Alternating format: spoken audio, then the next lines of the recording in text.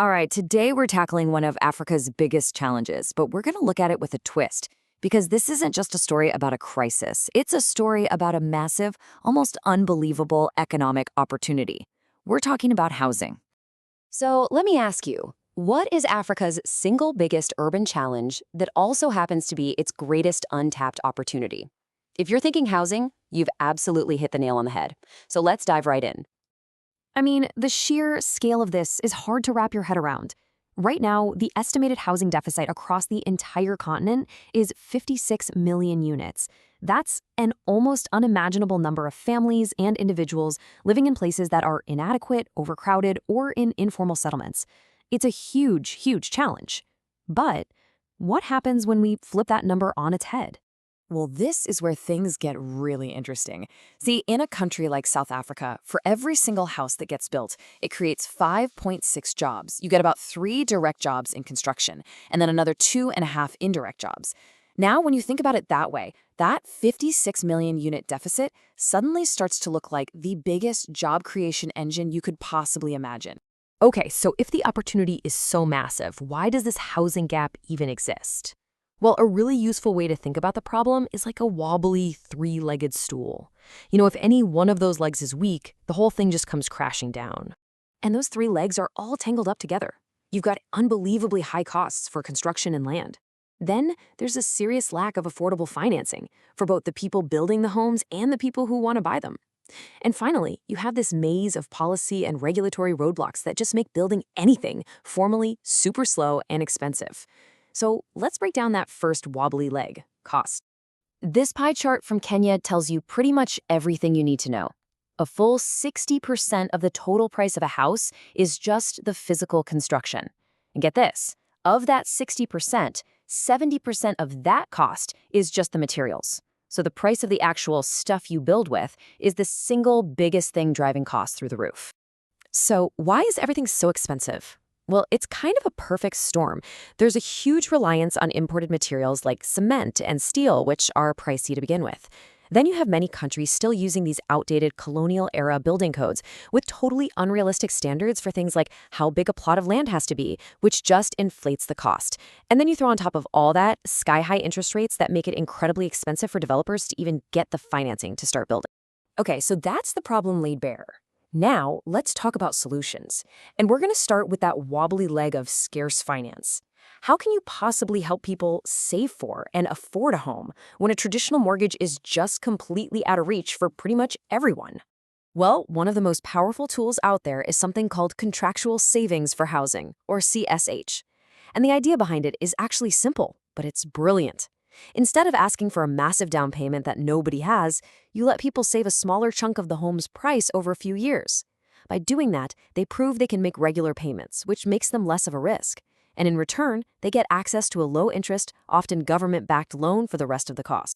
And you want to see this in action? Look no further than Ethiopia. They put this into practice on a massive scale. Their 1090 plan, for example, was designed for low-income families. All you had to do was save just 10% of the home's value over 3 years, and you'd get a subsidized loan for the other 90%. All of a sudden, there's a clear, achievable path to actually owning a home. So you might be wondering, did it actually work? Oh yeah, it worked. By 2013, more than 900,000 people had registered for these savings plans and were literally in the queue waiting for a house. It just unlocked this huge wave of demand from people who before were completely shut out of the formal housing market. It just goes to show you, when you create the right financial tools, people are more than ready to invest. All right, so we found a way to tackle the finance problem, but what about the actual cost of the house itself? Well, that brings us to our second solution, a full-blown revolution in how we actually build homes. This slide just lays it out perfectly. On one side, you've got your conventional materials, imported cement and steel. They're expensive, they're capital-intensive, and they have a huge carbon footprint. But on the other side, you have an alternative, compressed stabilized earth blocks, or CSEB.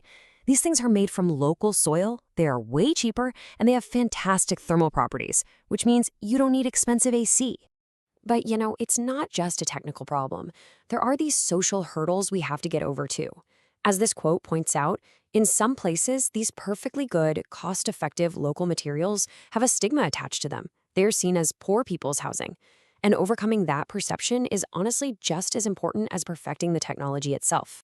Now this is where that economic ripple effect really starts to kick in. See, Ethiopia didn't just build houses. They built an entire industry from the ground up. They trained engineers and contractors. They gave out microloans for people to buy equipment.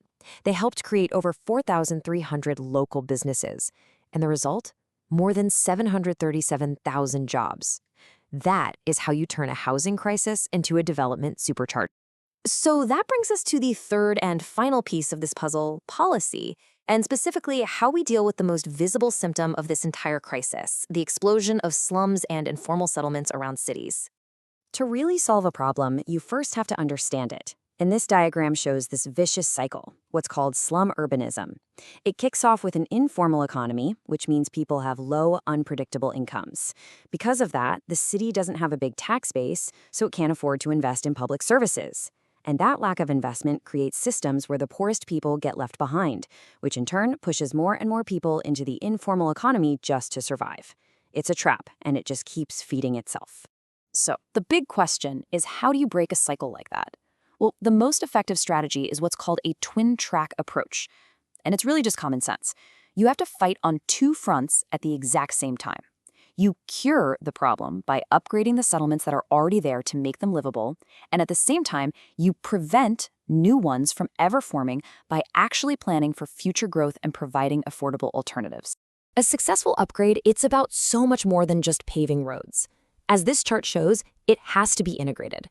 You need the physical improvements, yeah, but you also need things like tenure regularization, giving people legal rights to their land.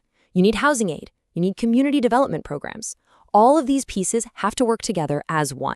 And for anybody out there who thinks this problem is just too big, that it's impossible to solve, you've got to look at Morocco. Their Cities Without Slums program was a massive, nationwide, government-led effort. They used a whole mix of strategies, from rehousing people in new apartments to upgrading settlements right where they stood. And the results are just incredible. By 2015, 52 cities were declared slum-free. It is such a powerful example of what is possible when you have sustained political will. So here's the bottom line. With its urban population set to literally double in a generation, Africa's cities are at a major crossroads. The challenges, yes, they are immense. But as we've just seen, the innovative solutions in finance, in construction, and in policy, they already exist. The only question that's left is whether these cities will seize this incredible opportunity to build a future that is inclusive, that is sustainable, and that is prosperous for everyone. The answer to that question is going to define the continent for the next century.